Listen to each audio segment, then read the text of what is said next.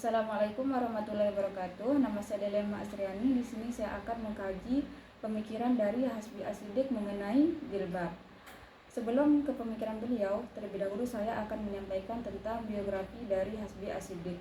Jadi Hasbi Ashidik ini merupakan ulama tafsir kontemporer yang lahir di Lok Siumau, Aceh Utara pada tanggal 10 Maret 1904 Masehi. Adapun ayahnya bernama Al-Hajj Tengku Muhammad Husin Muhammad Suud yang merupakan seorang ulama sekaligus pejabat keagamaan di daerahnya. Sedangkan ibunya bernama Tengku Amrah binti Tengku Qadri Sri Maharaja Mangkubumi Abdul Aziz. Jadi Hayah Hasbi Ashidik ini adalah keturunan dari Abu Bakar Ashidik yang ke-37. Nah, hal inilah menyebabkan nama Muhammad Hasbi berubah menjadi Hasbi Ashidik yang merupakan keturunan ke-37 dari Abu Bakar Ashidik.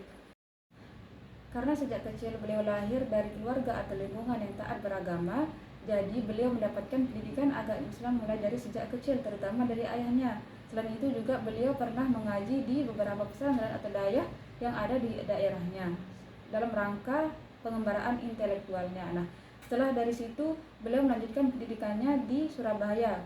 Beliau di sana diterima dalam kelas khusus Muhammad Madrasah Al-Irsyad yang dididik langsung oleh Syekh Asyurkati dan menjangka waktu 1,5 tahun. Sepulang dari sana, beliau benar-benar berpikir atau akan mulai berkiprah di dunia pendidikan, khususnya di pendidikan Islam dan penyebaran ide-ide pembaharuan yang dilakukan dengan membangun beberapa madrasah atau sekolah dan mengajar di beberapa madrasah lainnya. Jadi selain itu juga beliau pernah ditarik menjadi dosen di beberapa universitas seperti PTEIN Yogyakarta, IAIN Yogyakarta dan universitas lainnya. Nah, selain beliau aktif di bidang pendidikan, beliau juga aktif dalam bidang kemasyarakatan melalui organisasi kemasyarakatan dan parpol. Nah, pada awal kemerdekaan juga beliau pernah dipenjara selama 2 tahun dengan alasan yang tidak jelas. Namun dibebaskan kembali oleh Muhammadiyah yang diperintahkan oleh Muhammad Hatta. Dalam bidang keilmuan dan keulamaan, Hasbi Ashidik sudah tidak diragukan lagi. Semua pihak telah mengakui keulamaannya. Nah, beliau juga memiliki banyak karya, entah berupa artikel maupun buku. Salah satunya yaitu dalam bidang fikih, yaitu pengantar hukum Islam. Sedangkan dalam bidang tafsir, salah satu karya beliau yaitu tafsir Al-Quran Majid atau tafsir An-Nur 30 juz. Nah, setelah melalui perjalanan yang panjang, akhirnya beliau mengembuskan nafas untuk terakhir kalinya pada hari Selasa 9 Desember 1975 Masehi. Nah, akan tetapi walaupun beliau sudah wafat, akan tetapi pemikiran dan karya beliau tetap berkembang dan hidup melalui beberapa karya dan murid-murid beliau yang sudah menjadi tokoh besar, ulama dan lain sebagainya. Mengenai tafsir beliau yaitu tafsir Al-Quran Majid, tafsir ini ditulis dari tahun 1952 sampai tahun 1961. Adapun hal yang melatar belakangi penulisan dari kitab tafsir ini dapat dilihat dari pendahuluannya yaitu juz 1, yang salah satunya berkenaan dengan perkembangan perguruan tinggi Islam di Indonesia. Perlu adanya perhatian yang luas tentang perkembangan kebudayaan Islam dan banyak lagi buku-buku tentang Islam dalam berbahasa Indonesia.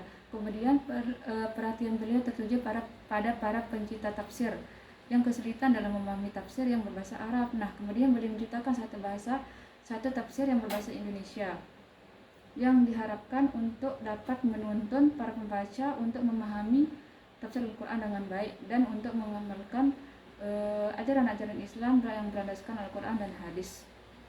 Selanjutnya kita membahas mengenai pemikiran dari beliau. Di sini kan saya mengambil tentang jilbab. Khusus tentang atau mengenai tentang jilbab ini masih sangat hangat untuk dibincangkan baik dari masa lalu maupun yang sekarang. Adapun ulama juga memiliki pendapat yang berbeda dalam memahami ayat-ayat Al-Quran tentang jilbab. Ada yang mengatakan bahwa jilbab yang dimaksud di sana adalah menutupi seluruh anggota tubuh kecuali muka dan telapak tangan. Namun ada juga yang mengatakan di sana bahwa jilbab yang dimaksud di sana yaitu menutupi seluruh anggota tubuh kecuali mata dan lain sebagainya. Adapun teks yang menjadi landasan diperintahkan untuk menggunakan jilbab ini terdapat dalam Quran surah Al-Ahzab ayat 59 dan Quran surah An-Nur ayat 31. Namun di sini saya mengkaji ayat Quran surah Al-Ahzab ayat 59. bunyi, ya ayuhan nabi qul li azwajika banatika wa nisa'il mu'minin yudnina 'alaihinna min jalabibihin dzalika adna ay yu'rafna fala yu'dayin wa kana Allahu ghafurur rahima. Kami ayat ini beliau terlebih dahulu menyanyikan berbagai riwayat mengenai turunnya ayat ini. Nah, adapun salah satu yaitu tentang pada masa awal Islam, perempuan budak maupun perempuan merdeka keluar untuk membuang air di kebun.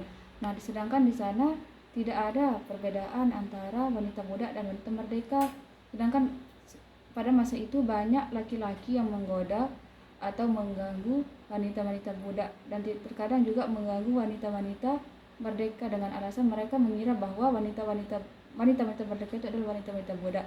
Nah, dalam hal ini kemudian agama memerintahkan untuk wanita merdeka membedakan diri dengan wanita-wanita budak dalam hal berpakaian. Dalam riwayat ini bisa disimpulkan bahwa pada awal dulu pakaian wanita budak dan wanita merdeka itu sama, sehingga orang yang tidak memiliki budi pekerti dan selalu mengganggu wanita secara keseluruhan. Nah, untuk mencegah hal tersebut, turunlah ayat ini untuk membedakan wanita budak dan mana wanita merdeka.